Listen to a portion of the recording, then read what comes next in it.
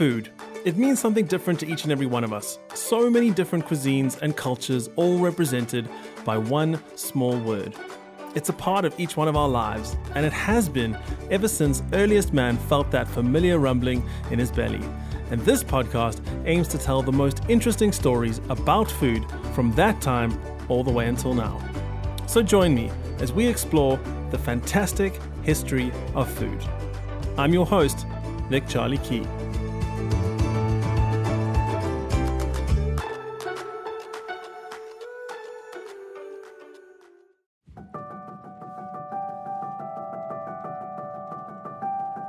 Before we start, I want to ask you a big favor.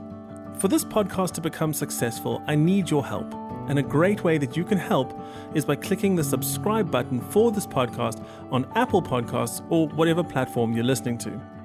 Even more helpful than that would be if you could give the show a rating on iTunes and leave a short comment of support. This is the number one way to get this show to climb the rankings and get noticed by new listeners. So thank you in advance. And now, on with the show.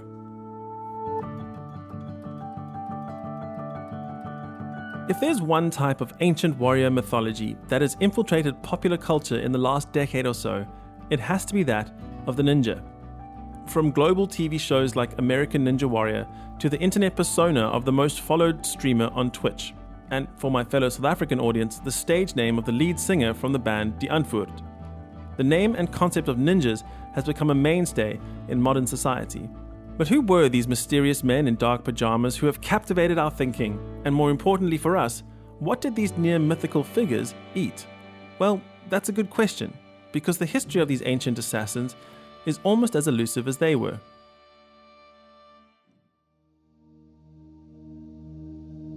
First, let's try and set the scene for who these secretive warriors may have been. They're said to have lived in the mountains of Japan between 1487 and 1603, and in today's terms would more than likely be classified as either stealthy guerrilla fighters or mercenary-style killers for hire. Scholar and historian Stephen Turnbull sums up the mythology and appeal of the ninja in the following quote. The ninja has become a familiar figure in popular Japanese culture as the world's greatest exponent of secret warfare. He infiltrates castles, gathers vital intelligence, and wields a deadly knife in the dark. His easily recognizable image is that of a secret agent or assassin who dresses all in black, possesses almost magical martial arts powers, and is capable of extraordinary feats of daring. He sells his skills on a mercenary basis, and when in action, his unique abilities include confusing his enemies with mystical hand gestures or by sending sharp iron stars spinning towards them. End quote. So that's the who and the what of ninjas.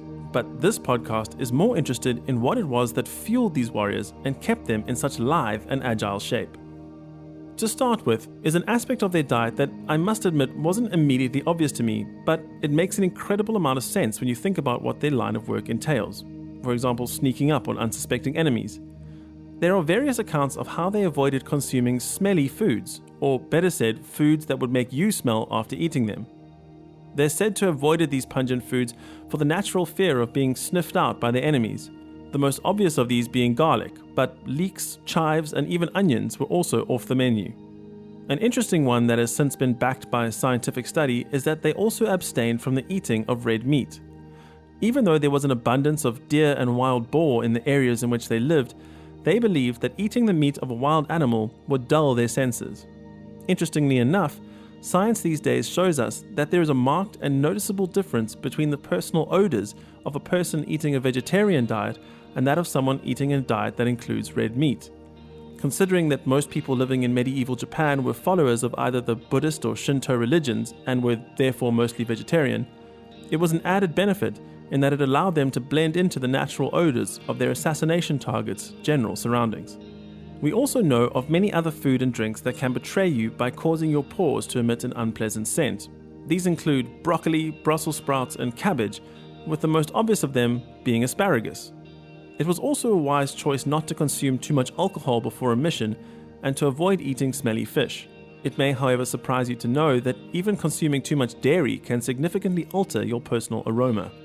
And so it seems that in order to be a warrior with the stealth capabilities of a ninja, you would start not with what you can eat, but rather with what you may not. Stephen Turnbull, who I quoted from earlier, writes in one of his books that many ninjas had their origins in the lower social classes. This is apparently also evidenced by the nature of their secretive and underhand methods being the exact opposite of the ideals of the noble samurai. What we can draw from this information is that they most likely ate a similar diet to the farmers of their day. This meant they would have eaten 2 meals a day, mostly consisting of millet, rice bran, miso, and an assortment of wild vegetables and plants. But they were also foragers, and in their line of work, they would often have to eat whatever was at hand. For many of them, they would have to lie in wait for days to find the perfect opportunity to execute their mission. And because of this, they would often trap and eat grasshoppers, frogs, and even snakes. It has also been recorded they would even eat weeds, grass, and a special type of soil if they were absolutely desperate. Ninja warriors, like many of us today, were very concerned about their weight, but for them it was mainly to do with how it had affected their ability to remain agile, and this shows up in a commonly cited ironclad rule, which supposedly states that no ninja should ever weigh more than 60 kilograms, or roughly 130 pounds.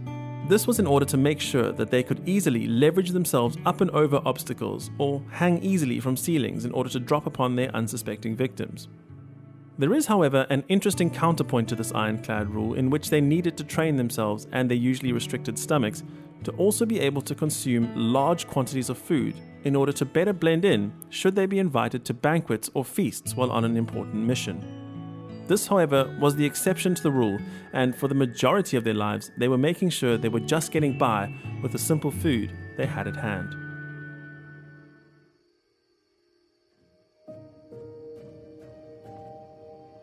There is a famous text from 1676 called the Bansen Shukai that documents many of the rituals and lore that surrounds the ninjas. In this text is a recipe for a light travel snack they would carry with them, colloquially called hunger pills. These were intended to fuel them and give them enough energy for their long journeys when they might not have had easy access to food. One of these so-called hunger pill recipes called for the mashing together and rolling of Japanese sweet potato, cinnamon, glutinous rice, and lotus pips. When times got really desperate and food was scarce, there was yet another recipe that would make sure they didn't starve. It instructed them to make a powder out of pine bark and mix it in with some ginseng and white rice. Then they were to steam the little balls of the mixture in a basket. The original recipe has the following quote at the bottom: "Divide these balls between up to 15 people and they will not starve, even if they eat nothing else for up to 3 days." Some intrepid food scientists have calculated that, according to the quantities in the recipe, each of these balls would have contained roughly 300 calories. This is not quite enough to be considered a meal, but it would be enough to keep their bodies going. These days, there's a Japanese museum dedicated to ninjas and their history that describes a similar thirst ball which helped them to avoid dehydration. The recipe for these thirst balls included things like rye ergot fungus, crystallized sugar, and some crushed umeboshi pulp. Mixed all together, this amounted to a fairly potent and electrolyte-rich concoction that could revitalize them when their strength was failing. One of the main ingredients in that thirst ball is the umeboshi, a Japanese version of pickled plums. They're still a highly popular food in Japan and these days are widely consumed as a modern hangover cure. But in medieval Japan, they were one of the ninjas' most essential food items. They are made by washing ripened Japanese plums and then pickling them in salt for 2 to 3 days to remove the water. Once the water has been drained from them, they're laid out to dry in the sun. At sunset, they're put back into salty water and the process is repeated a number of times until there is no brine left and the plums are fully dry.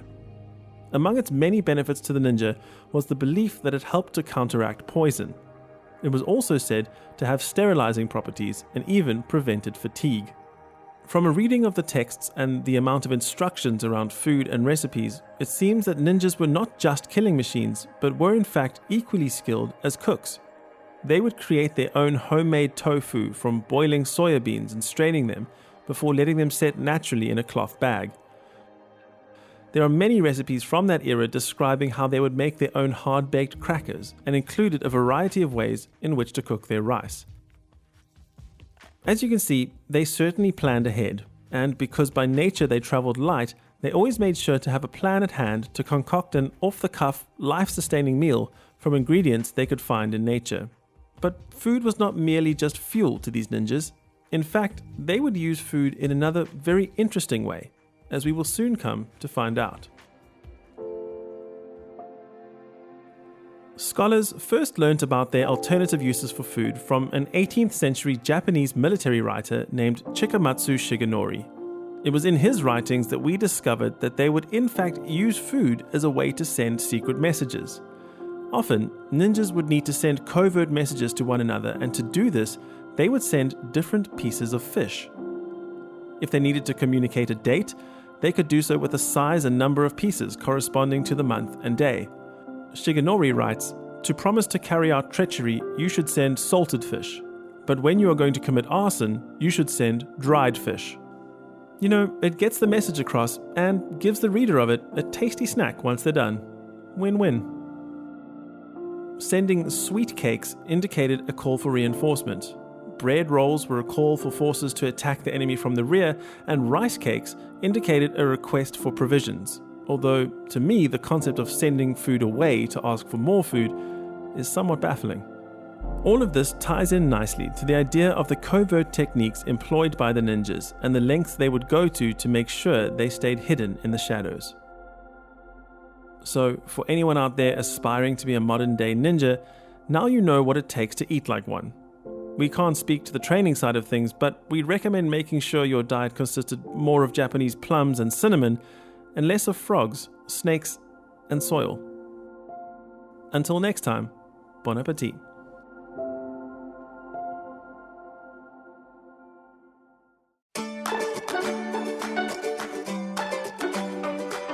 Thank you for listening to this episode of The Fantastic History of Food. If you'd like to get in touch, you can find us on Twitter and Instagram at Food History Pod, as well as checking out our Facebook page. I also have a Patreon account where you can support the show and get access to exclusive content, bonus episodes, and even the chance to choose the topic for an upcoming episode. But all of this is only for our Patreon subscribers. Everyone who donates or subscribes will also get a personal shout out from me in an upcoming episode. Check out our website where you can find transcripts, show notes, and references for each and every episode at foodhistorypodcast.com.